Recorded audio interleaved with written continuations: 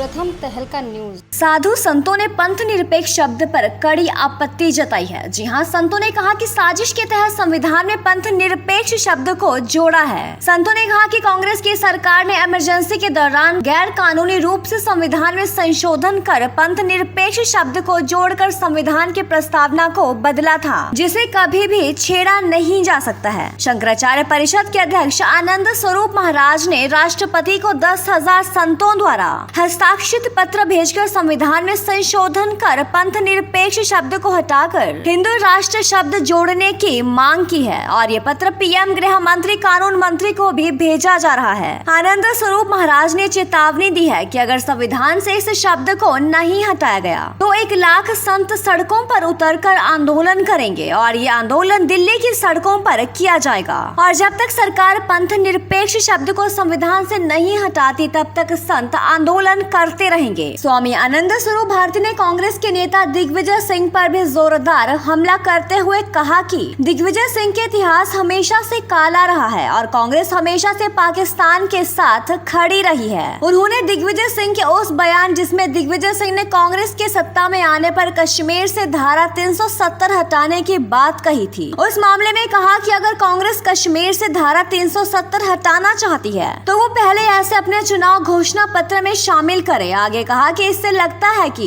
कांग्रेस कश्मीर को फिर से आतंकियों के हाथ में सौंपना चाहती है। उन्होंने दिग्विजय को देशद्रोही बताते हुए उन्हें जेल में डालने की भी मांग की है। ये है कि दिग्विजय सिंह का जो इतिहास है वो बड़ा ही काला टाइप का है और कांग्रेस सदा से पाकिस्तान के साथ खड़ी रही है। कश्मीर कांग्रेस की देन है। कश्मीर में 300 अच्छा ठीक है, यदि वो चाहते हैं कि हम 370 हटा देंगे तो मैं चाहता हूं कि कांग्रेस अपने मैनिफेस्टो में शामिल करे कि जैसे ही हमारी सरकार आएगी हम 370 हटाएंगे।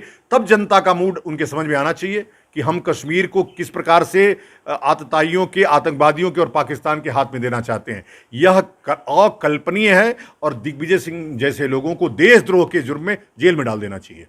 जनसंख्या नियंत्रण कानून आना चाहिए। देखिए, जनसंख्या नियंत्रण कानून जरूर आना चाहिए और जितने हमारे संसाधन हैं, लेकिन जनसंख्या नियंत्रण कानून जैसे 3 तलाक कानून आया, कितने लोग 3 तलाक कानून को मान रहे हैं, उसका कड़ाई से पालन कैसे होगा। सोचिए, हम तो हिंदू समाज के लोग, इंदिरा गांधी ने चलाया कि हम 2 हमारे 2, हमने उससे भी आगे बढ़ के हम 2 हमारे 1 और हम 2 हमारे 0।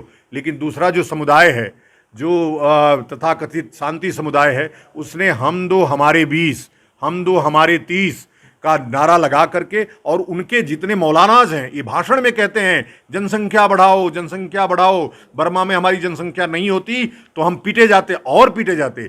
हिंदुस्तान पे आज हमारा कब्जा हो रहा है, इसलिए हो रहा है कि हमारी जनसंख्या बढ़ रही है।